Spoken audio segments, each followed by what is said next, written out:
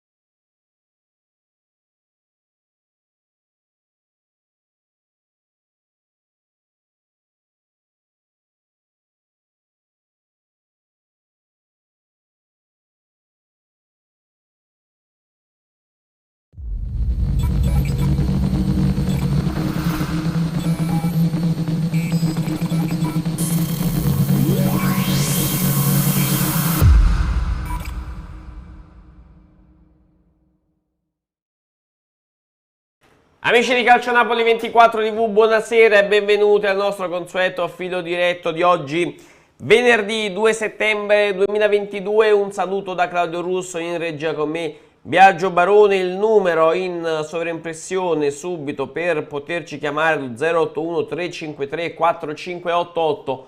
Qual è la domanda di oggi? Chiaramente è finito il mercato, qual è il vostro voto alle mosse del Napoli? Vi ricordiamo, siamo in diretta sul canale 79 del Digitale Terrestre a Napoli e Caserta, siamo in diretta anche su YouTube al nostro canale. Vi invitiamo ad iscrivervi e ad aggiornare subito con le notifiche, attivando le notifiche per essere sempre aggiornati con tutti i nostri contenuti. Abbiamo già la grafica del mercato del Napoli, perché prima di andare al telefono vi facciamo vedere quali sono state le mosse del club azzurro. Possiamo vedere nella grafica elaborata da Giuseppe Cautiero per calcionapoli24.it, perché ci sono stati 8 acquisti: Salvatore Sirigu per Davido Spina, Mattias Olivera per Fosigulam, Kim Min-jae per Kalidou Koulibaly, Leo Ostigard per Axel Tuanzebe, Tanguy Ndombele per Fabian Ruiz, Giacomo Raspadori per Dries Mertens, Giovanni Simeone per Andrea Petagna e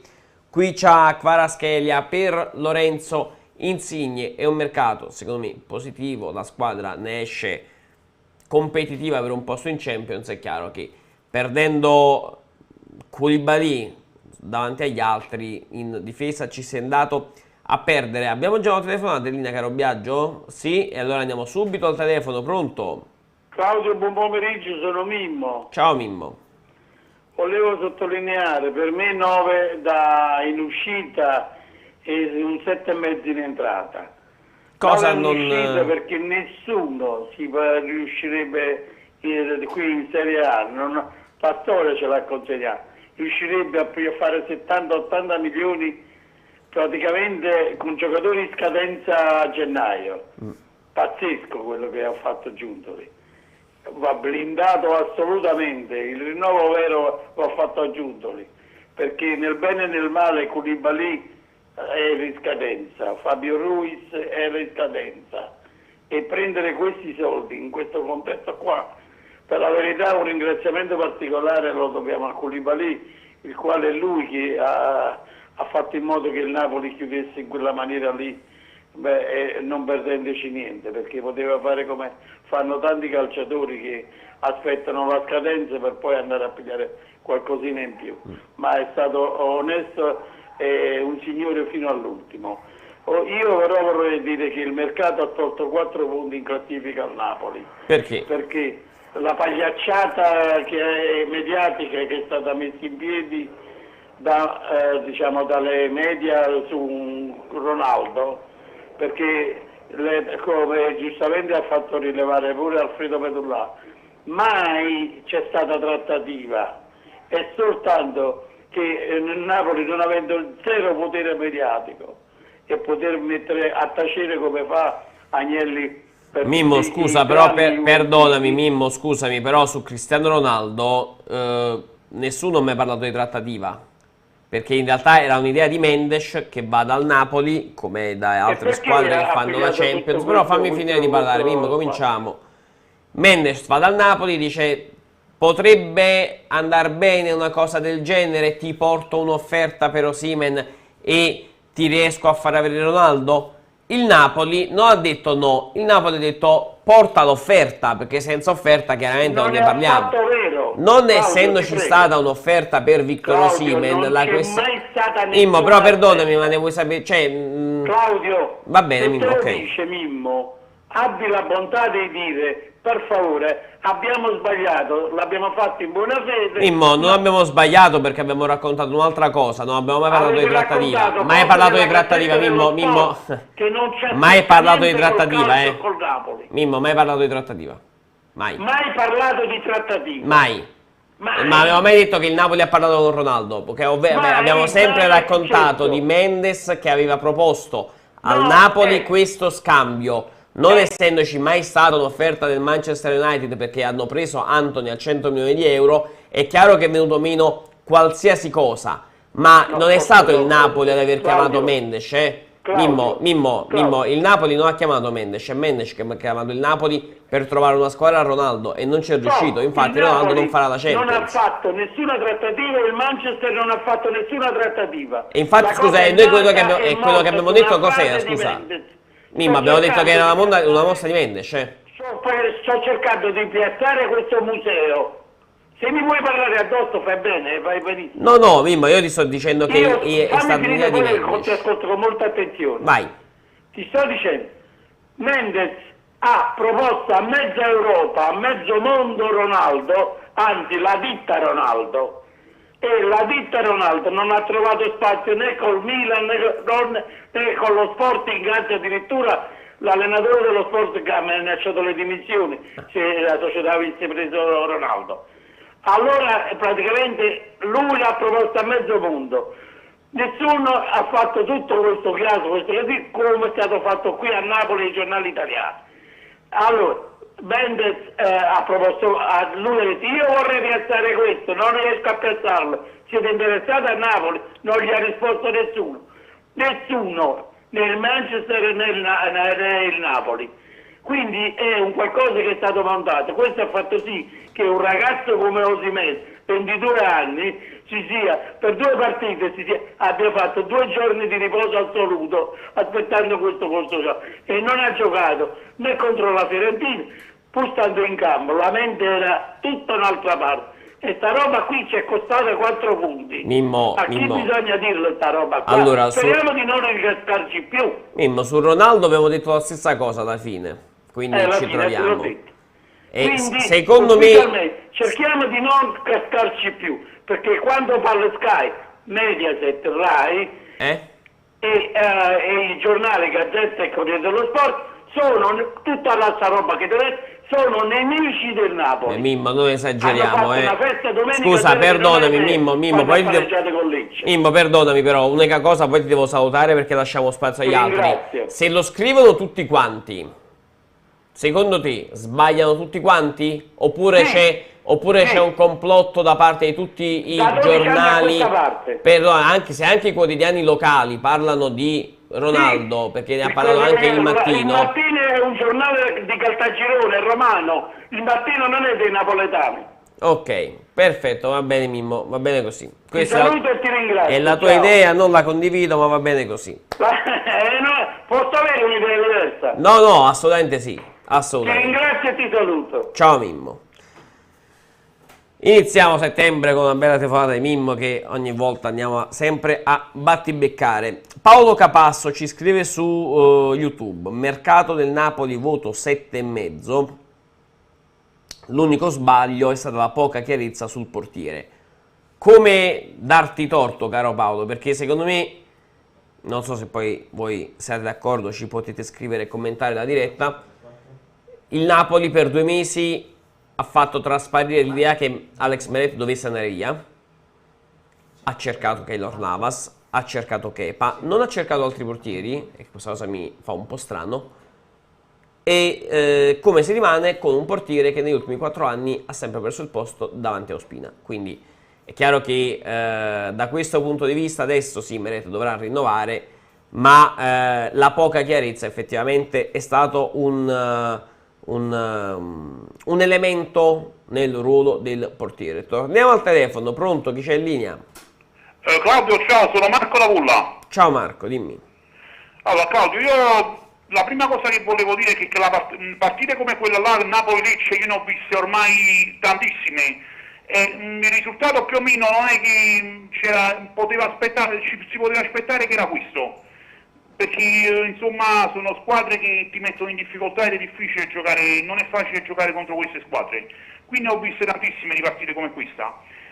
Poi la seconda cosa che voglio dire è che si commette un errore quando noi a Napoli mettiamo sempre sulla graticola gli allenatori, perché si sta dicendo che già dopo, perché dopo un paio di partite, Firenze e questa qui con Lecce, si sta dicendo già che Spalletti non arriva a Natale, perché ci sono alcuni giocatori, per esempio, che, tipo Kvaratskhelia, che hanno avuto un rendimento ottimale nella prima a Verona e poi contro il Monza, e poi in queste ultime 2 partite il rendimento di questo giocatore è andato in decrescendo.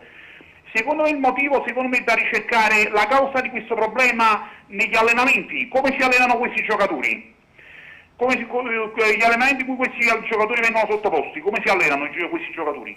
E poi volevo fare un'osservazione e 2 domande. Vai. La mia osservazione è che io su Cristiano Ronaldo io non ci avevo mai creduto che veniva a Napoli, perché secondo me lui era venuto forse a Napoli perché si diceva che voleva cercare cassa, forse per trascorrere un periodo di villeggiatura, magari qualche giornata a passare una passeggiata a Via Carasciola forse, e voleva venire a Napoli, ma non voleva venire a Napoli a giocare nel Napoli. La prima cosa. Le 2 domande che ti volevo porre sono queste. Riguardo il portiere se ne parlerà forse a gennaio per Navas, si ritornerà su Navas a gennaio. E poi l'ultima domanda riguarda me. Ma questo giocatore non vorrei che uscisse fuori un caso, perché non sta giocando più questo giocatore da parecchio tempo, ma è un problema che forse è infortunato, è stato squalificato, non lo so, oppure è una scelta dell'allenatore. No, allora Marco ti rispondo subito su Demme è infortunato. Demme si è infortunato e quindi non fa parte della rosa. Sul portiere a me sembra difficile che il Napoli possa tornare su Navas a gennaio, ma perché chiaramente se il Napoli dovesse fare bene, se Meret dovesse convincere in questi 2 mesi di stagione prima del mondiale, mi sembra difficile che il Napoli poi possa puntare su un altro portiere e rimettere Meret dietro nelle gerarchie. Non avrebbe molto senso.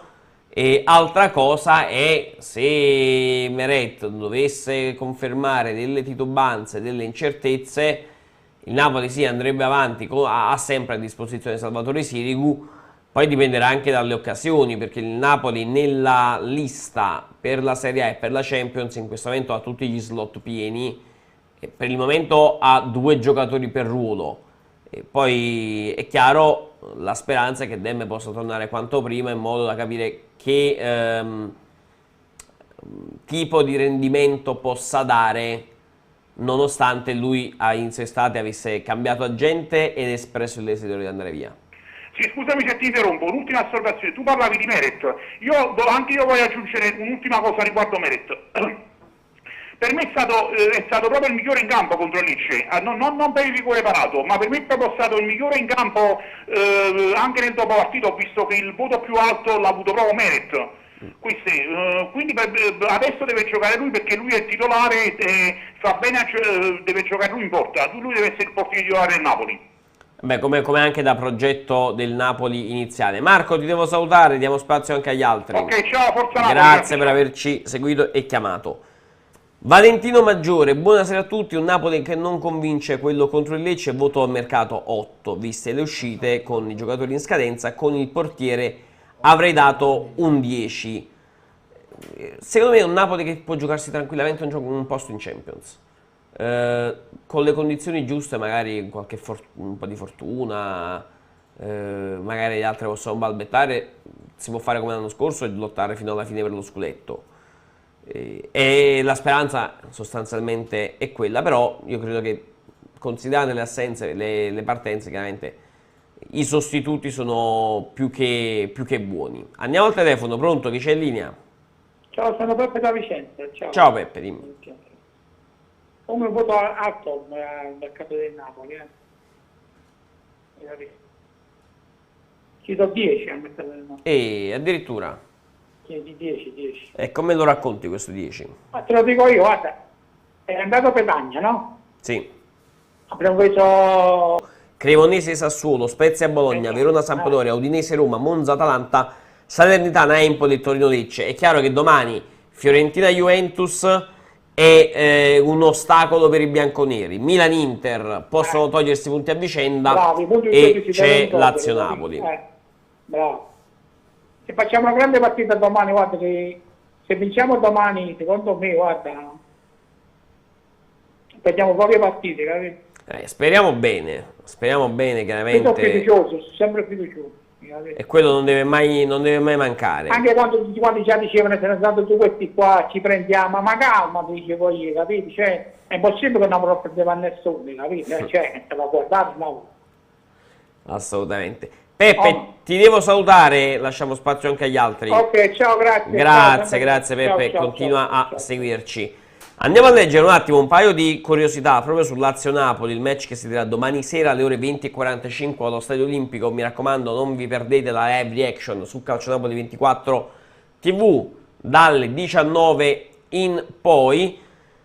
L'ultimo pareggio tra Lazio e Napoli in Serie A risale al 5 novembre del 2016, da allora 11 match con 9 successi del Napoli e 2 soltanto della Lazio. E un dato che può aiutare gli azzurri: dalla stagione 2013-2014 il Napoli che ha vinto, è la squadra che ha vinto più trasferte di Serie A all'Olimpico, 7 contro la Lazio e 7 di queste 11 contro la Lazio. Per quanto riguarda invece gli azzurri, magari può essere un buon viatico la Lazio da vittima preferita in Serie A di Giovanni Simeone. Il Ciolito ha realizzato 8 reti in 12 presenze di massimo campionato contro i biancocelesti, tra cui il suo unico poker nella competizione il 24 ottobre 2021 quando vestiva la maglia del Verona, la speranza che possa ripetersi anche in azzurro. Andiamo di nuovo al telefono, pronto? Chi c'è in linea? Ciao Claudio, buon pomeriggio, sono Gennaro. Ciao Gennaro, dimmi. E niente, il voto è sicuramente da 8. Poi se vogliamo discutere se sono da Napoli o non sono da Napoli, se io do 8 devo dire che sono calciatori da Napoli. Forse l'errore dove sta? Che sono arrivati con un po' di ritardo e quindi la famosa amalgama, che non era una cosa che si comprava, come chiedeva il presidente Massimino all'epoca del Catania, ci vuole un po' di tempo, sono calciatori. Poi si sta sperimentando più di un modulo. Si è capito che attualmente con 9 undicesimi, perché le prime 2 partite le abbiamo giocate con 9 undicesimi dell'anno scorso, nel momento in cui vai a inserire i nuovi e gli vai anche a complicare il cambio di modulo con calciatori che non sono pronti, tipo Don Belè, che è un grosso calciatore, però si vede che ha bisogno di lavorare. C'è un discorso addirittura sono molti di loro di lingue diverse e in campo molte volte se non si parla non si riescono neanche a capire. Bisogna avere un po' di pazienza. Del resto noi 4 partite, 8 punti siamo in media, 2 partite esterne e 2 purtroppo il passo con Lecce, ma ce ne saranno altre, anche altre squadre le avranno. E quindi non cominciamo già da adesso, inizio campionato, a buttarci la croce addosso. La società, io un solo appunto posso fare alla società, che quest'anno avevamo la possibilità di partire, perché ormai la qualificazione in Champions era arrivata da un bel po' di tempo. Sì. Avevamo tutto il tempo di organizzarci e di portare in ritiro molti di questi calciatori. Ma purtroppo sappiamo le cose come vanno. Se non si cede, noi abbiamo dovuto aspettare la cessione di Koulibaly, non ultima questa qua di Fabian che ci ha fatto penare, veramente penare, perché si stava capendo che qua la società è stata grande quando gli ha fatto capire: guarda, tu o te ne vai per un'altra squadra, o altrimenti un anno lo passi seduto in tribuna, neanche sì, in macchina, in tribuna. E allora qui do merito a Giuntoli, perché Giuntoli non è, al di là della bravura di acquistare, ma Giuntoli è bravo nel cedere. Non ultimo purtroppo quest'altro peso che ci siamo tolti con perché era un peso, non era un calciatore da Napoli. Sì, purtroppo è stato un acquisto, non dico fallimentare, però non ha dato nulla al Napoli. Lo prese proprio Giuntoli, se ricordi, nel 2016. Questo ti ha portato a non pigliare quasi nulla. Vedi, alla fine, cioè, quando tu hai questi pesi, meglio un Gaetano, un ragazzo nostro cresciuto nel Napoli, che lo tieni in organico, che non uno di quelli. E quando, sì, ma di tanto in tanto, quando gli capitava di fare la partita, ma ci voleva un pallone solo per lui, solo per un asso. Quindi diciamo nel momento in cui le uscite ci sono state, perché la squadra, però la base ci sta l'anno scorso, ti ripeto, partire con i 9 undicesimi dell'anno scorso, inserire solo Kim e Baraschera, meno male. Poi io dico un'altra cosa, il Lobotka attuale del Napoli deve sempre giocare, a meno che non sia influenzato, non sia infortunato o non sia squalificato. Ma Lobotka è indispensabile, forse lo puoi far tirare il fiato durante la partita. Ecco, per esempio io il turnover di questi tempi io lo farei nel momento in cui metti prima il risultato, poi c'è la possibilità di cambiare e fare i 5 cambi, come faceva l'anno scorso all'inizio l'allenatore Spalletti. L'anno scorso quando ha fatto quel trittico di 10 risultati consecutivi, sì, così faceva, metteva prima in cassa il risultato e poi cambiava, e quelli che entravano non facevano sentire la mancanza diciamo, dei titolari che erano usciti. Adesso si è voluto subito, perché giustamente è arrivata la Spadone non lo puoi tenere in manchino, un calciatore pagato da giovane, però bisogna dare altri che questi cominceranno ad allenarsi insieme. Sono appena 2 settimane che è iniziato il suo campionato, ci sono tante partite da giocare, quindi io ripeto, alla domanda do 8, però naturalmente dobbiamo aspettare. È lo stesso Spalletti, non solo noi tifosi dobbiamo essere pazienti, ma lo stesso Spalletti non deve subito, perché ha esagerato, 6 sostituzioni, tutti insieme, con un cambio modulo. Io, caro Claudio, io ho giocato a calcio anche se a livello dilettantissimo, ma queste cose non si fanno neanche in prima divisione. Sono cose che l'allenatore di questi esperimenti li può fare durante gli allenamenti. Bisogna però poi a quel punto anche provarli in campo giocando di 3 giorni, Gennaro. Fisicamente, atleticamente devi avere calciatori pronti, ed alcuni di questi non lo sono ancora. Uno di questi soprattutto è Don Belè, perché sarà un grande calciatore, per carità, non vedo simologia con Bakayoko, niente da vedere, No, certo che un'altra no. cosa, anche se il fisico è quello là. Un po' di lentezza ci sta, perché lui gioca la palla, io l'ho visto, l'abbiamo visto nella partita di allenamento con la Rivo Stabia, quel gol che ha fatto, ma una cosa è giocare con la Rivo Stabia, e una cosa è giocare con queste squadre, e sai quanti Lecce vedremo a Napoli, Spezia, noi abbiamo esperienza su queste cose qua, noi abbiamo perso delle partite, ma è quasi un campionato, l'anno scorso perdendo con queste squadrette qua, meno male che ci è arrivato il pareggio, ma molte volte le abbiamo perse queste partite.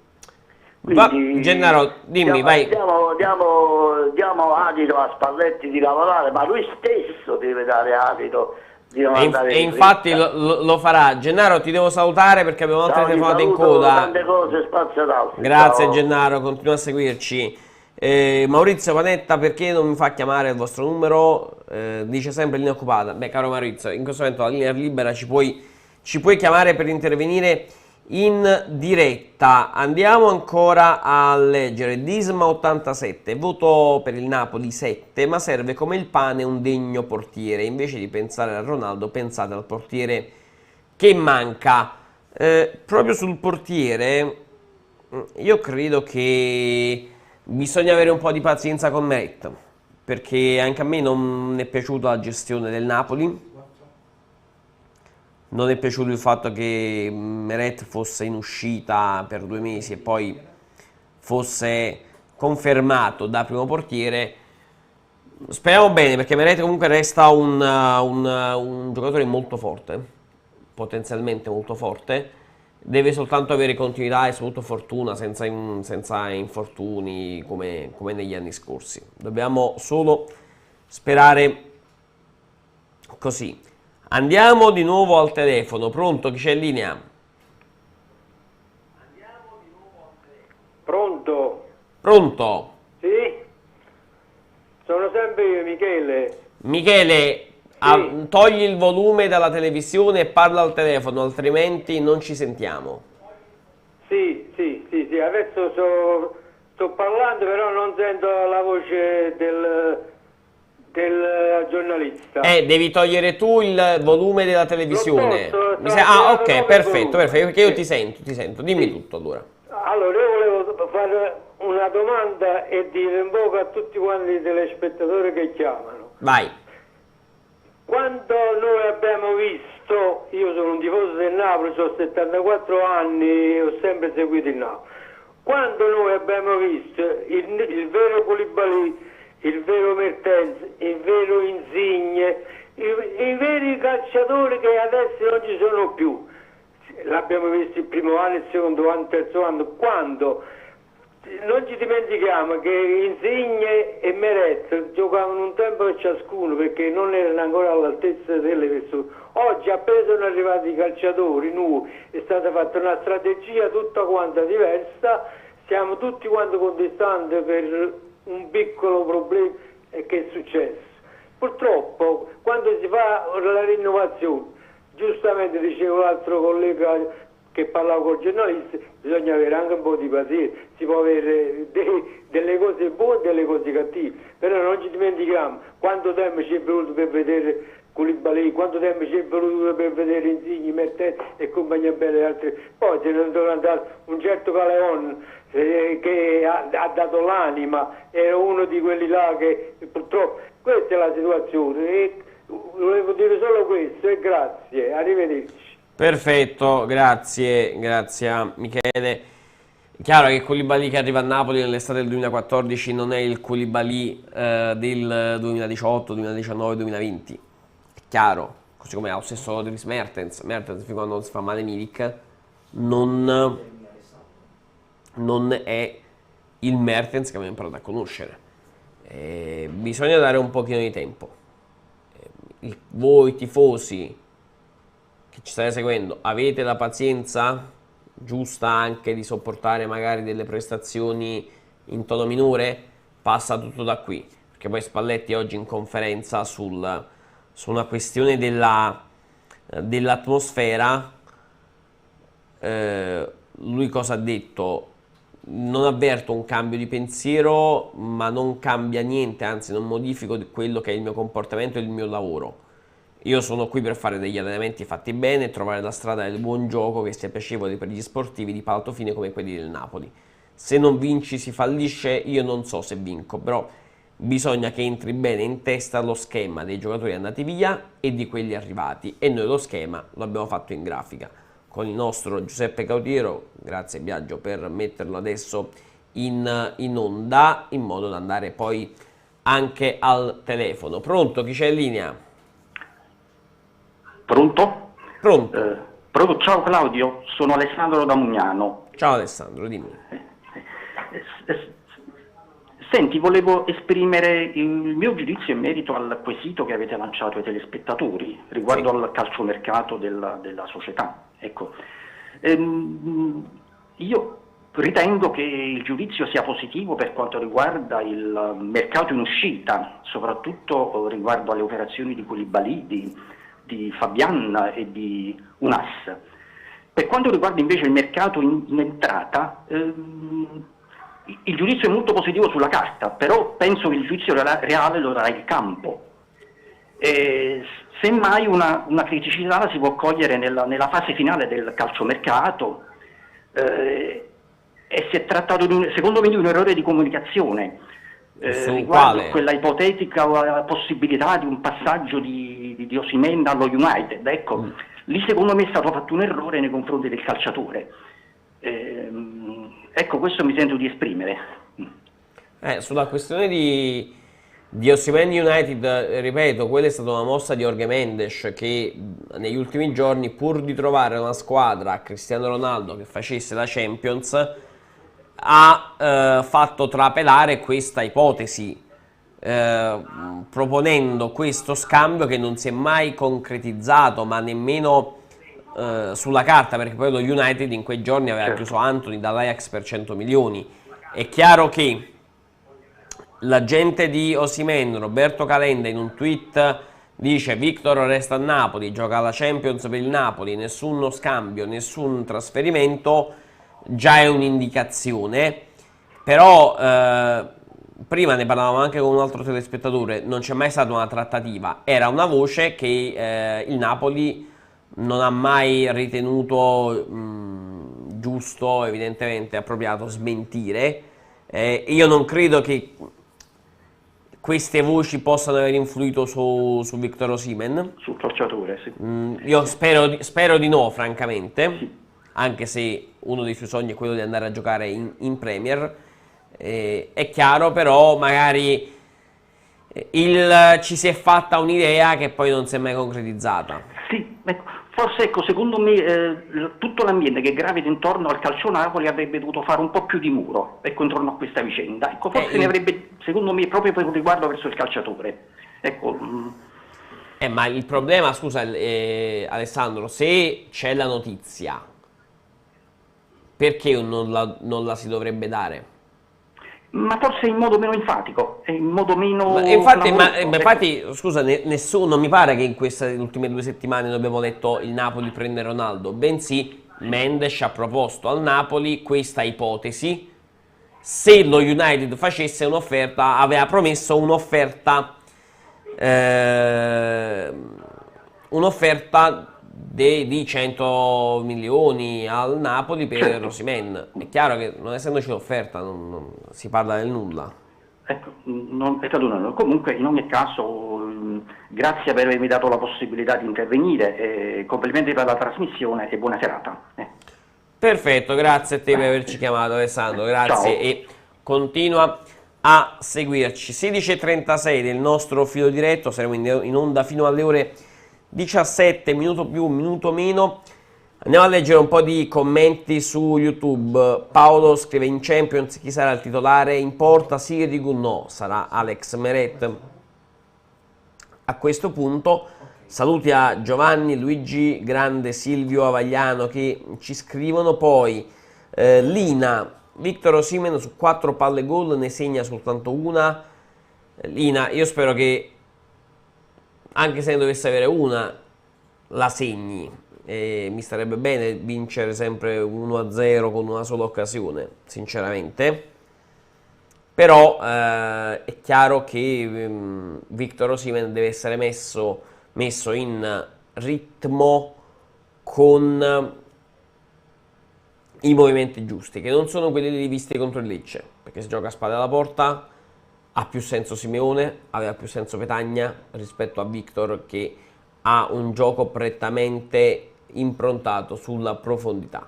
Torniamo al telefono, pronto? Chi c'è in linea? Claudio Latina, buongiorno, buonasera. Ciao Claudio, siamo omonimi. Complimenti per la Dimmi trasmissione. tutto. Grazie, dimmi tutto. Volevo fare due domande, se mi permetti. Vai. La prima su noi napoletani, che siamo molto aggressivi sul turnover di Spalletti, no? Che ha fatto con Lecce. Ma se vogliamo essere pazienti, si giocano 3 partite a settimana, no? Tu sai che 3 partite a settimana è come quando c'è stato il Covid, che si giocava molto spesso, no? Sì, sempre si giocava ogni 3 partite a settimana, mi ricordo bene. Ma non siamo mica robot, i muscoli, i tendini, la stanchezza, la concentrazione conta, ma perché gli allenatori lo sanno quello che devono fare. Se noi ci mettiamo al posto degli allenatori saremo sempre da capo a piedi, perché non abbiamo la pazienza di farli lavorare. Lo so Claudio, sai qual è il pensiero? È che giustamente uno può pensare tu sostanzialmente devi correre per 1 ora e mezza, anzi nemmeno, perché in determinati frangenti di partita non corri. La realtà è che c'è altro, chiaramente, non c'è solo la partita. Ma non siamo robot, i muscoli ne risentono, sai? Gli infortuni, poi i mondiali, quando ci saranno i mondiali, le coppe Italia, il campionato, sono 3 competizioni più i mondiali. Poi si mandrà ai mondiali, o sbaglio, giusto, no? Sì, mi pare di sì. L'ultima domanda ti volevo fare, poi ti lascio.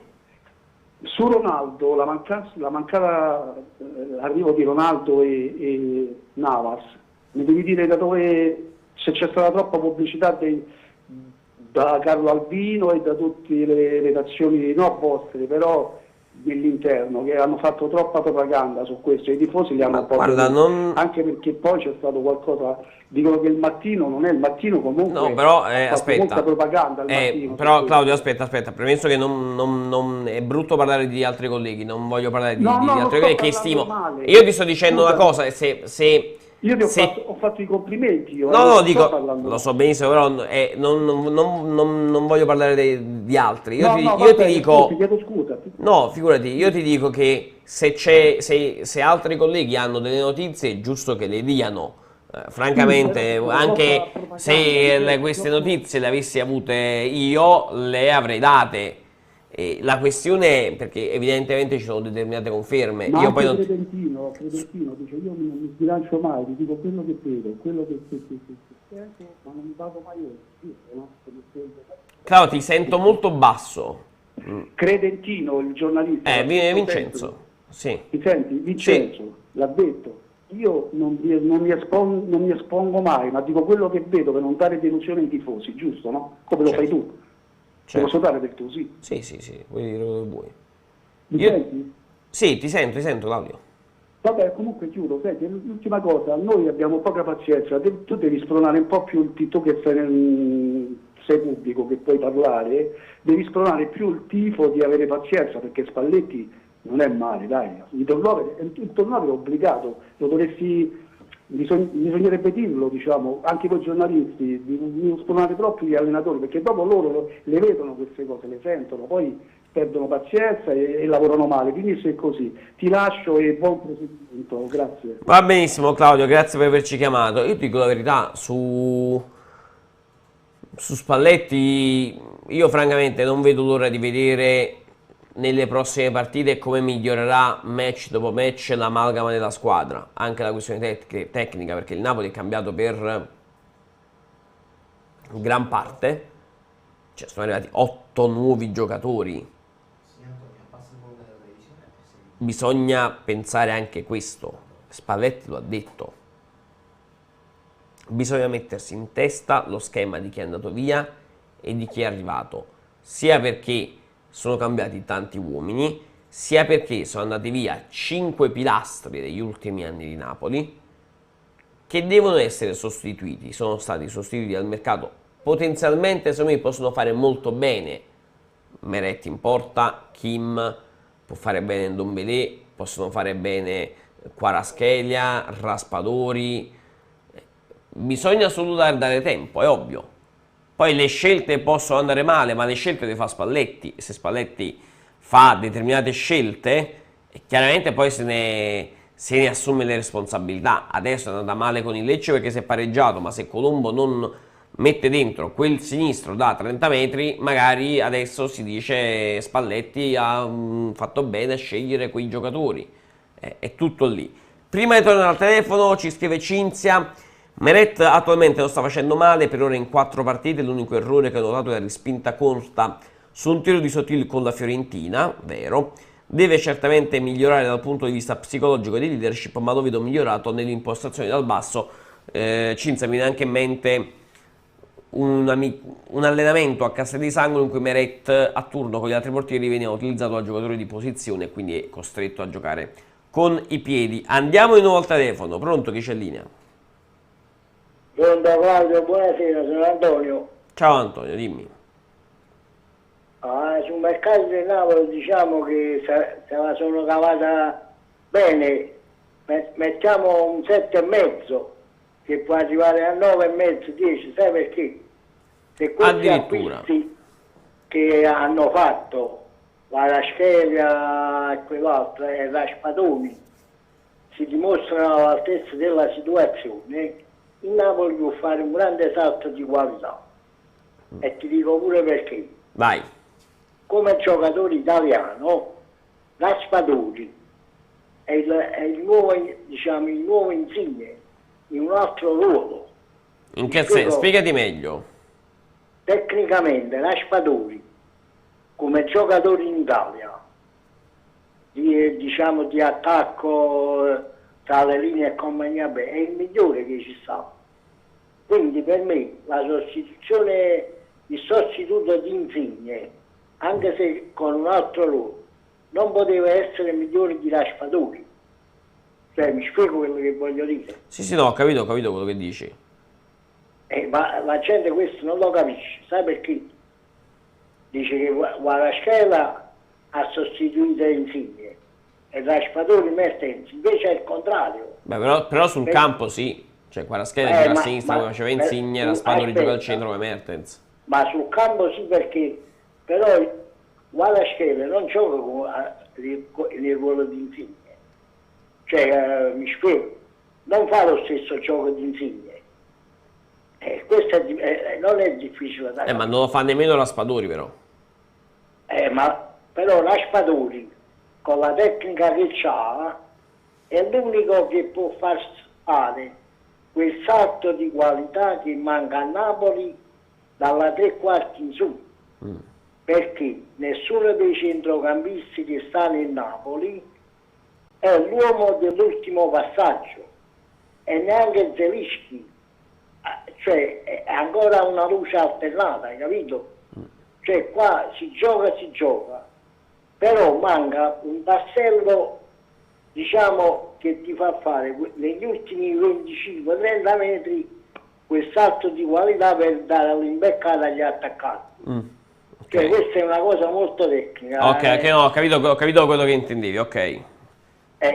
Tu hai capito tu? Sì, no, stavo andando a riprendermi poi le parole proprio di Spalletti che ha parlato di Raspadori oggi pomeriggio. Non l'ho sentito, che ha detto? Ha detto Raspadori è un calciatore duttile, è forte e di grande impatto fisico, può fare la punta esterna, il trequartista, la prima punta e anche la mezzala, secondo me qui è un po' esagerato chiaramente, è un giocatore che può adattarsi a più situazioni di gioco, il calcio è molto facile. Guardi, io ti giuro, questo non l'avevo proprio letto, praticamente non so se volevo dire la stessa cosa, però mi sono avvicinato. Poi qua ci dobbiamo mettere in testa che Don Bosca e tanti altri non possono giocare di continuo. Quante volte lo dobbiamo ripetere? Sai, gli dice io lo metterei subito, e ci rischiamo subito gli infortuni, perché è umanamente impossibile. Cioè, torna a ripetere, l'ho detto ieri, la squadra che è scesa in campo, anche nel primo tempo, doveva assolutamente battere il Lecce. Qua c'è proprio il demerito di alcuni giocatori, quello che mi ha deluso pure ieri, a parte di Lorenzo, è mancata la spinta anche di Olivera sulla sinistra. Sì, lì è una questione secondo me anche proprio di coppia con Elmas, che alla catena di sinistra effettivamente non è andata molto bene, se non per il gol di Elmas. Antonio, ti devo salutare, abbiamo altre telefonate in coda. Ti saluto, ciao. Grazie, continua a seguirci su Calcio Napoli 24 TV. Antonio aveva parlato delle scelte anche di formazione e aveva parlato anche di Tanguy Ndombele. Tra le scelte c'era anche lui. Cosa ha detto Spalletti? È un grande giocatore, deve conoscere delle cose e adattarsi al nostro calcio. È uno che sa far viaggiare la palla veloce e la pensa già prima. È uno che ha sempre questo specchietto retrovisore ben angolato per vedere dietro. Quando guarda avanti ha delle grandissime imbucate di qualità, un gran tiro e un buon impatto fisico. Bisogna elevare il tutto e farlo giocare qualche volta. È chiaro, gli serve condizione, è tutto molto semplice. Senza la condizione difficilmente si può andare avanti. Stefania dal Molin: io vorrei D'Agostino e Giuseppe Ambrosino. Beh, D'Agostino dalla Juve Stabia, Ambrosino al Como in Serie B.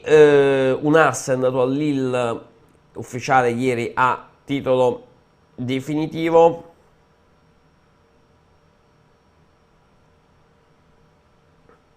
Poi abbiamo, giustamente ci scrivi, il Napoli era più forte con Koulibaly, ma non mi dire. È chiaro che Koulibaly potesse essere qualcosa di diverso.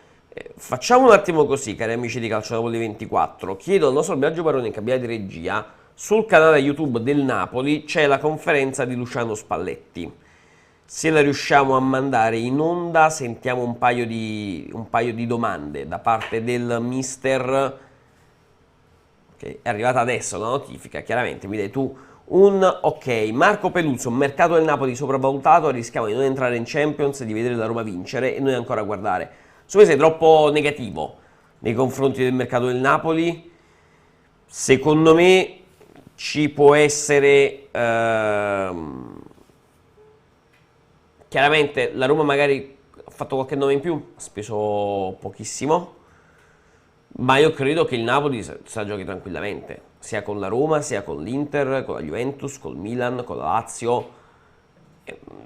Magari l'Inter e il Milan hanno quell'abitudine in più a vincere, nel senso che hanno vinto gli ultimi 2 scudetti e quindi sanno gestire magari qualche pressione che chi non ha mai vinto è difficile che possa rivivere.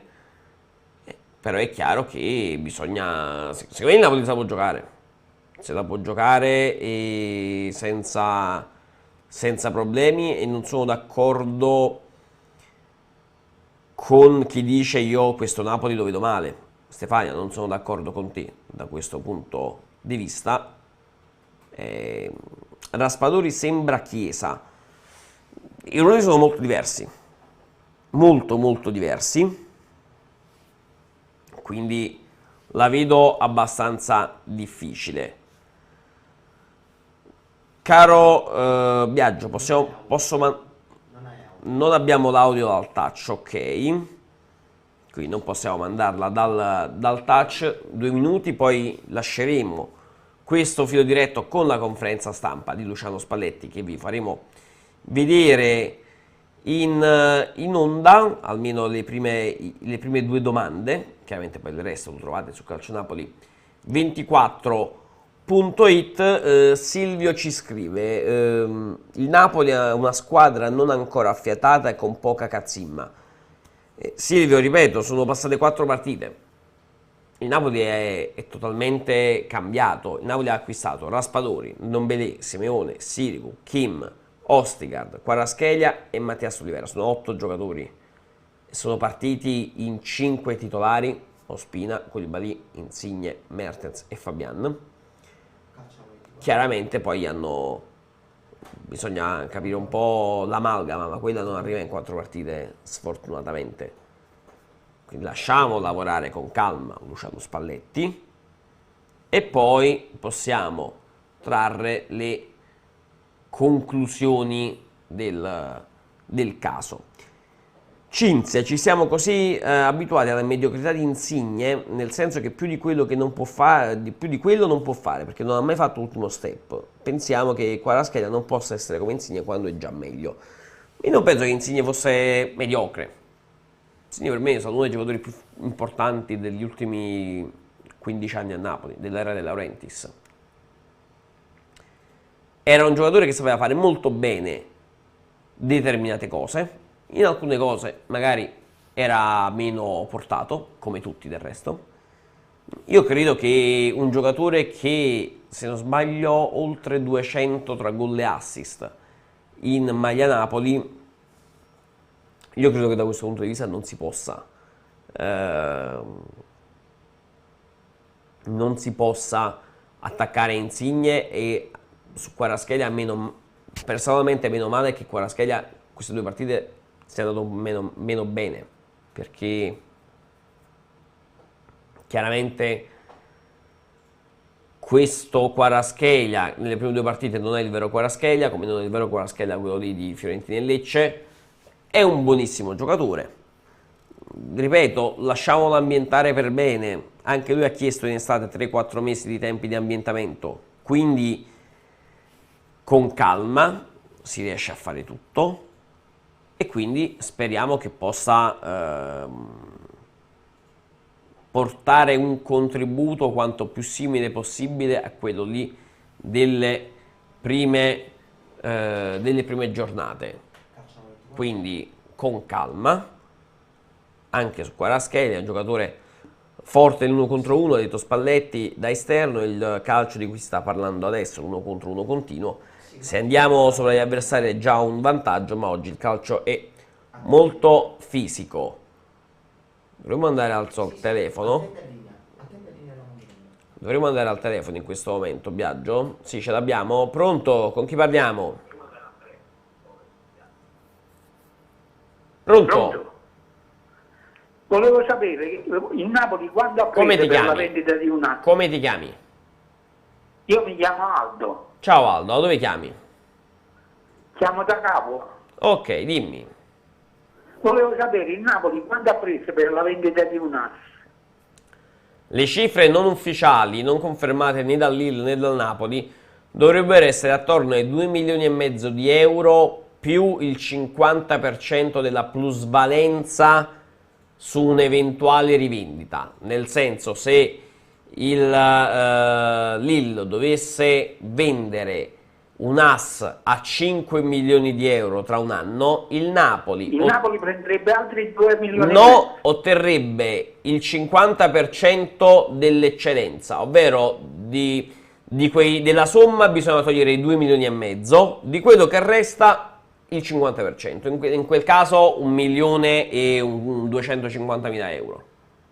Quindi praticamente l'ha quasi venduto. Non è che l'ha svenduto, è che il Napoli era arrivato a un anno alla scadenza, non poteva chiedere troppi soldi e chiaramente si è voluto giocare la possibilità di avere un incasso futuro con questo bonus sulla rivendita. Va bene, ma non mi passa una operazione brillante, onestamente. Il problema è che l'anno prossimo lo perdevi a 0. Va bene, però era un tipo che qualche volta entrava e ha spaccato la partita, diciamoci la verità. Però il Napoli in rosa già ha tanti giocatori, lui voleva andare via. Va bene, comunque grazie e buonasera. Grazie a te Aldo, grazie a te Aldo. Biagio, ce l'abbiamo la conferenza di Spalletti e allora facciamo così, cari amici di Calcio Napoli 24, noi ci fermiamo qui con il nostro filo diretto, ci fermiamo anche su YouTube. Sul canale 79 del Digitale Terrestre ci sarà la conferenza stampa di Spalletti dopo la pubblicità, quindi non mi resta che ringraziare Biagio Barone in cabina di regia, tutti quanti voi che ci avete seguito sul canale 79 del Digitale Terrestre in Campania, Napoli e Caserta e su YouTube. Restate sulle nostre frequenze perché dopo la pubblicità la conferenza stampa di Spalletti che presenta Lazio-Napoli. Un saluto da Claudio Russo, continuate a seguirci su Calcionapoli 24 TV.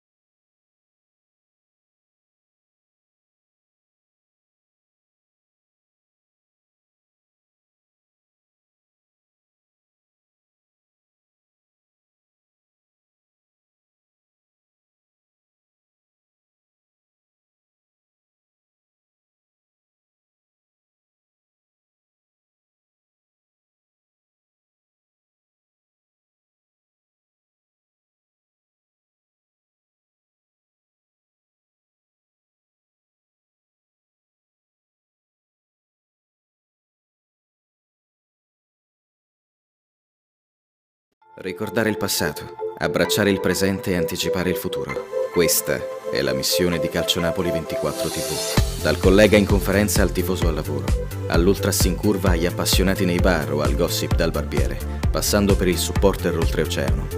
Aggregazione, gratis, live, sempre e ovunque. Calcionapoli 24 TV sarà la prima community mondiale che supera le barriere geografiche e i confini del web. Un progetto completamente dedicato ad una squadra di calcio H24, perché la fame di sapere non dorme mai. Affidabilità, competenza e velocità. Saremo sempre al tuo fianco, su PC, device mobile e in TV. Saremo il tuo buongiorno prima del caffè e la buonanotte prima di sognare le vittorie della tua squadra del cuore. Prenderemo per mano la squadra accompagnandola in casa o in trasferta, nella gioia delle vittorie o nel passo falso delle sconfitte, al di là del risultato. Calcionapoli 24 TV, mai più senza.